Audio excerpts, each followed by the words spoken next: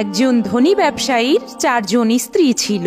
সে 4 জনের মধ্যে সবচেয়ে বেশি ভালোবাসতো চতুর্থ স্ত্রীকে। সে তাকে বাজারে সবচেয়ে দামি শাড়ি গহনা কিনে দিত এবং ভালো ভালো খাবার খাওয়াতো।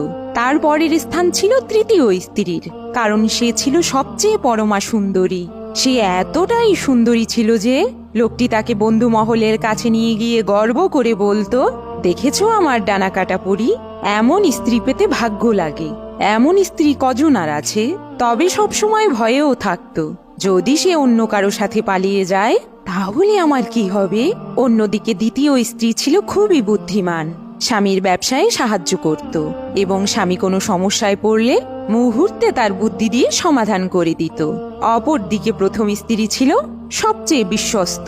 সে স্বামীর খেদমত করা থেকে শুরু করে ঘরের সমস্ত কাজকর্ম করত এবং স্বামীর ধন সম্পদও আগলে রাখত। তবুও স্বামী তাকে পছন্দ করত না, সারাক্ষণ অবহেলাই করত। একদিন লোকটি হঠাৎ অসুস্থ হয়ে পড়ল। সে বুঝতে পারল, আমি তো বেশি দিন বাঁচব না, কিন্তু আমার এত ধন সম্পদ, বিলাসবহুল বাড়ি গাড়ি, 4 জন স্ত্রী, অথচ আমার মৃত্যুর পর আমি তো একা হয়ে যাব। এই কথা ভাবতে ভাবতে সে তার চতুর্থ স্ত্রীকে ডেকে জিজ্ঞেস করল, শোনো, আমি তোমাকেই সবচেয়ে বেশি ভালোবেসেছি, ভালো ভালো খাইয়েছি, ভালো মানের পোশাক পরিয়েছি, তোমার সকল আবদার পূরণ করেছি, কিন্তু এখন আমি মারা যাচ্ছি। আমার মৃত্যুর পর তুমি কি আমার সাথে থাকবে? চতুর্থ স্ত্রী বলল, কখনোই না। মরার পর কেউ কি কারো সাথে থাকে? এই বলে সে হন হন করে চলে গেল। এ কথা শুনে লোকটি ভীষণ আঘাত পেল। এবার তৃতীয় স্ত্রীকে ডেকে জিজ্ঞেস করল, আমি তোমাকে সবসময় ভালোবাসি, এখন আমি মারা যাচ্ছি, তুমি কি আমার সাথে থাকবে? তৃতীয় স্ত্রী বলল, জীবনেও না, আমি আবার বিয়ে করব এবং নতুন করে সংসার করব। এ কথা শুনে লোকটি আরো দুঃখ পেল।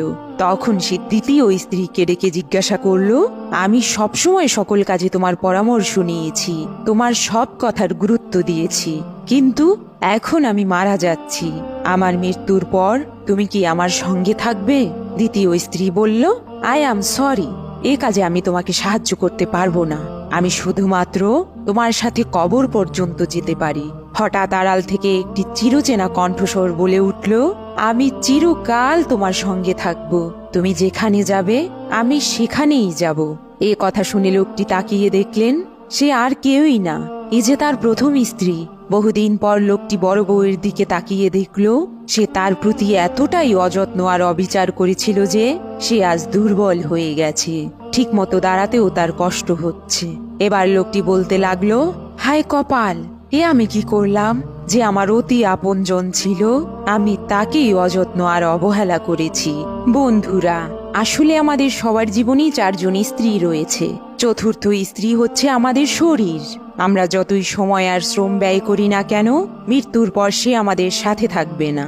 তৃতীয় স্ত্রী হচ্ছে আমাদের ধন সম্পদ এবং মর্যাদা, যা আমাদের মৃত্যুর সাথে সাথে অন্যদের কাছে চলে যাবে। দ্বিতীয় স্ত্রী হচ্ছে আমাদের পরিবার ও আত্মীয় স্বজন। তারা আমাদের জীবন দশায় যতই কাছাকাছি থাকুক না কেন, মৃত্যুর পর তারাও আমাদের সাথে থাকবে না।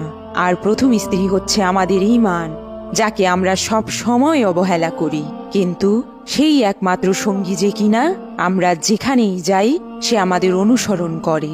অথচ আমরা অর্থ আভিজাত্য আর দুনিয়ার সুখের পেছনে ছুটতে গিয়ে মূল্যবান জিনিসটাকেই গুরুত্ব দেই না। অবশেষে শূন্য হাতেই বিদায় নিতে হয়। তাই আমাদের উচিত এখন থেকে ঈমানের যত্ন নিয়ে তাকে শক্তিশালী করা, মৃত্যু শয্যায় পৌঁছানো পর্যন্ত। বন্ধুরা, এই গল্পটি যদি আপনাদের কাছে ভালো লেগে থাকে তাহলে অবশ্যই লাইক, কমেন্ট এবং শেয়ার করুন। আল্লাহ হাফেজ।